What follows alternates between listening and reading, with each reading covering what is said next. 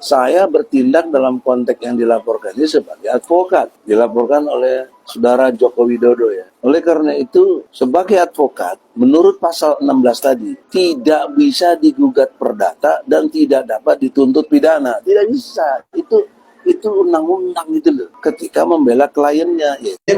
Jokowi ini tidak bisa menunjukkan ijazah aslinya, kok nggak jadi tersangka?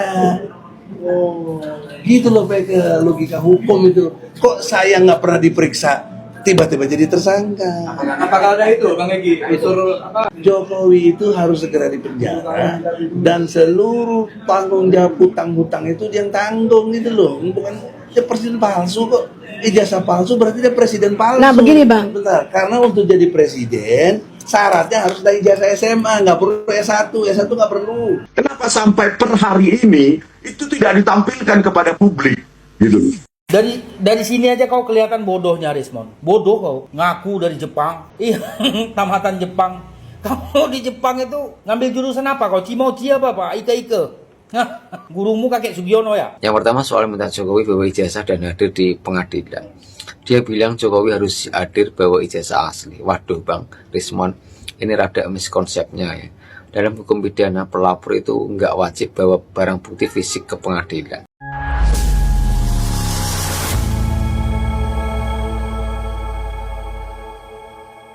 Assalamualaikum warahmatullahi wabarakatuh, saudara-saudaraku sebangsa dan setanah air.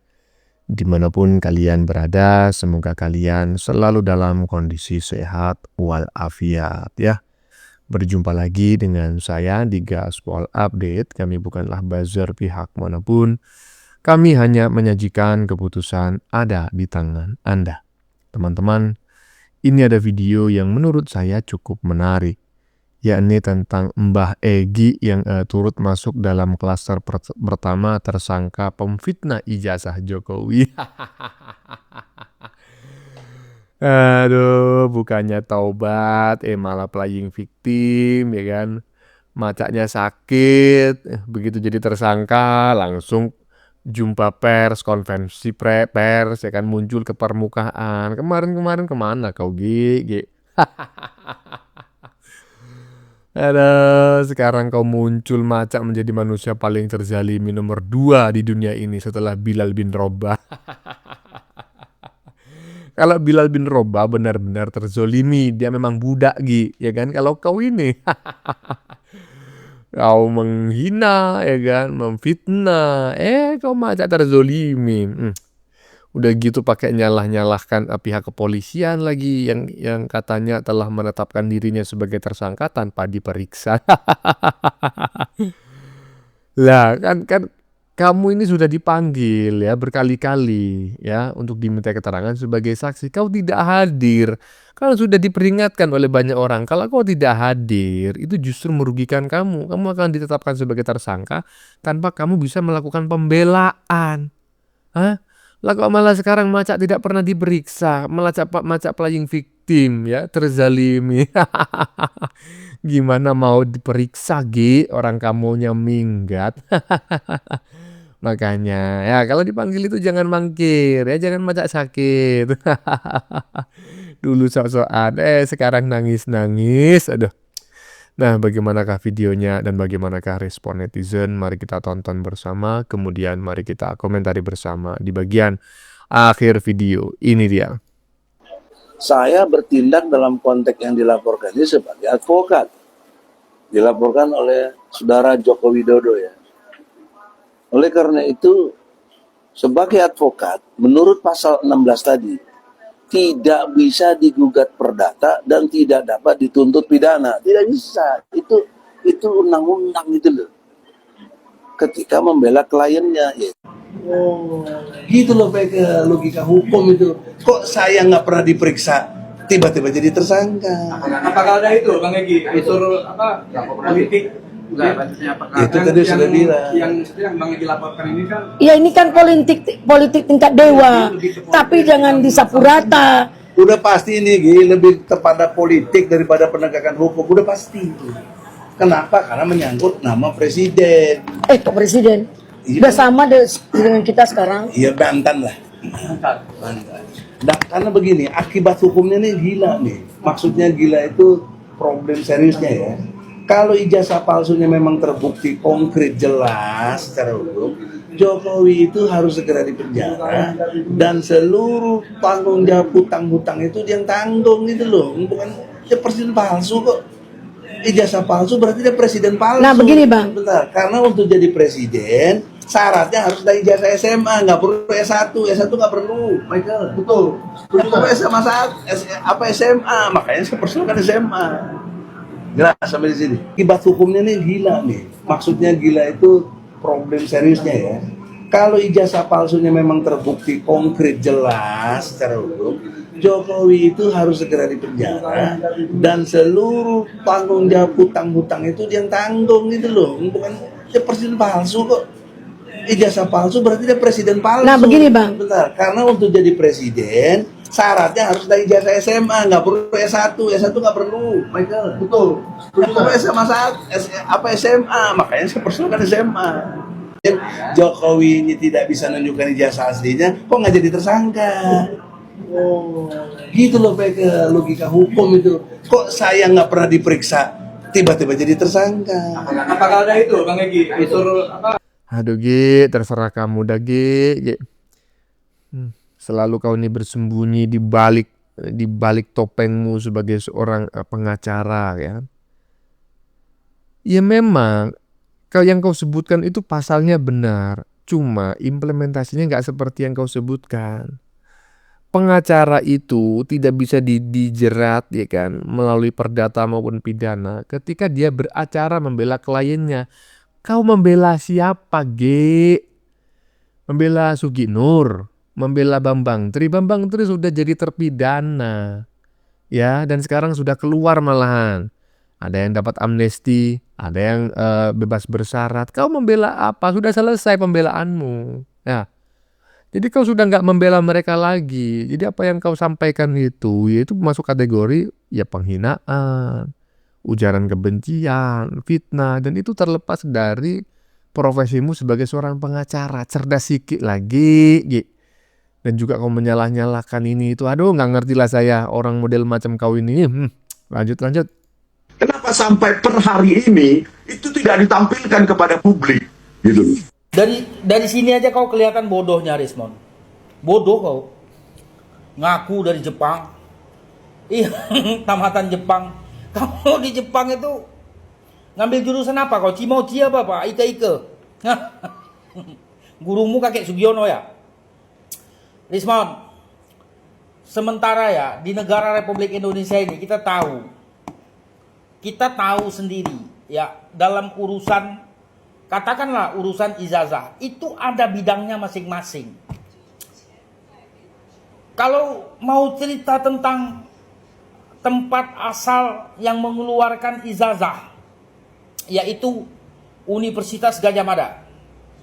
Itu loh sudah menyampaikan ke publik, ke rakyat, ke kita ini udah disampaikan. Itu loh asli. Saya rasa hanya orang-orang gila yang mempermasalahkan itu yang katanya palsu. Itu loh.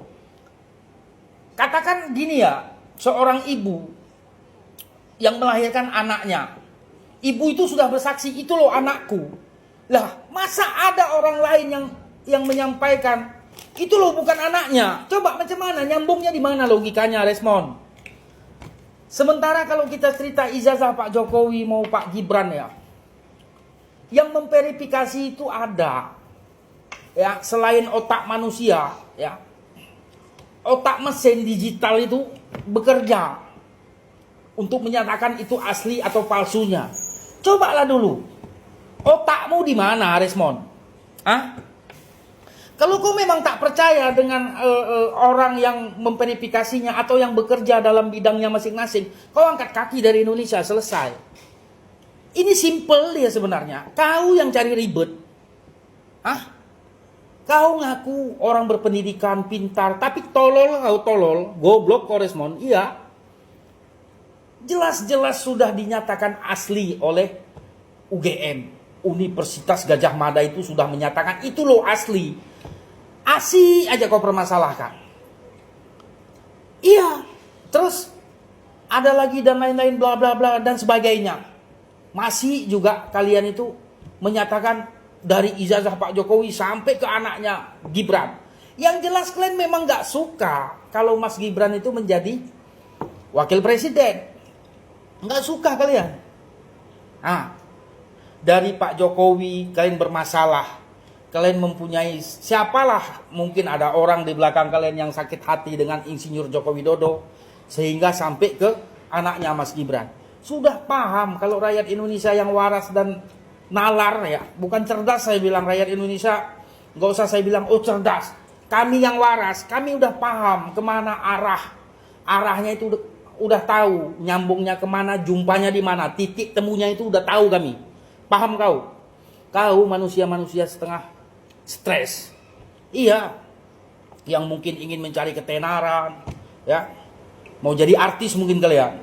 Iya, cari uang dalam hal yang nggak benar, memfitnah orang, kalian dapat duit. Aduh, Desmond, kau manusia apa binatang kau? Hah? Coba aku tanya dulu. Manusia kan? Cobalah kalau kau manusia, coba buat sebagaimana manusia semestinya. Jangan kalau ku banding-bandingkan kau sama binatang, lebih mending binatang. Binatang biarpun gitu-gitu nggak punya pikiran, dia ada ajas manfaatnya, gunanya ada. Lah kau seharusnya ya, kau itu manusia, seharusnya lebih bermanfaat daripada binatang. Ini sama sekali nggak ada ajas manfaatmu. Mau dari mana kau dinilai? Nggak ada. Ya, Desmond. Ya, oke. Salam sehat, salam hormat. Tetap ya, kalau kami rakyat yang waras mendukung Polri untuk menindak orang-orang seperti Desmond ini sampai ke akar-akarnya Pak Kupas. Ya, kalau bisa pun busuk di dalam sel. Amin ya rabbal alamin. Tetap semangat. Bravo Polri, merdeka. Gimana menurut teman-teman nih? Hah? Katanya netizen barusan, si krisis moneter itu nggak ada asas manfaatnya sama sekali. Kalau binatang itu masih ada manfaatnya. Iya juga gitu loh. Dan saya juga mikir gitu. Menurut saya Rismon ini adalah orang yang salah satu orang besar kepala, menganggap dirinya hebat. Padahal seandainya pun dia itu ada yang menyuruh gitu ya, ada aktor intelektual di belakangnya, dan si Rismon ini berharap mendapatkan jabatan, itu saya menduganya nggak ada jabatan yang cocok untuk dia. Dia nggak memiliki kemampuan apapun, ya kan? Cuma dia aja ngerasa hebat. Nggak ada asas manfaatnya sama sekali kau Mon, katanya netizen barusan. Bener nggak Mon? Lanjut. Pak Jokowi, ya terima kasih, tidak cukup puas, 2 orang di penjara, ya dengan modal fotokopi jasa, tambah lagi 8, tambah lagi seterusnya Pak. Ya Pak Jokowi, tambah seterusnya, kalau bisa sampai 100 orang dipidanakan. Sabar, kalau memang Bapak minta 100 orang ya sabar, kan pelan-pelan diusut, nanti nampak itu, yang kemarin-kemarin memang ikut-ikut koar-koar. Mantap. Pernyataan netizen barusan telah mewakili isi hati saya, ya kan? Mewakili isi hati saya gimana bang? Ya iyalah. Ya, kalau ingin 100 tersangka lagi ya tunggu. Ya, semuanya masih dalam proses. Ini baru klaster kedua, ya. Nanti ada klaster ketiga, 4, 5, 6 gitu. Tenang aja, nanti total tersangkanya bisa sampai 100. Karena masih banyak yang belum terdaftar ya, masuk dalam tersangka gitulah ya, di beberapa di 2 klaster yang sudah ditetapkan oleh Polda Metro Jaya. Jadi sabar aja Mon, sabar. lanjut. Halo teman-teman, baru aja keluar pernyataan dari salah satu tersangka dalam kasus tuduhan ijazah palsu Jokowi. Namanya Rismon. Dengarkan baik-baik apa yang dia kemukakan.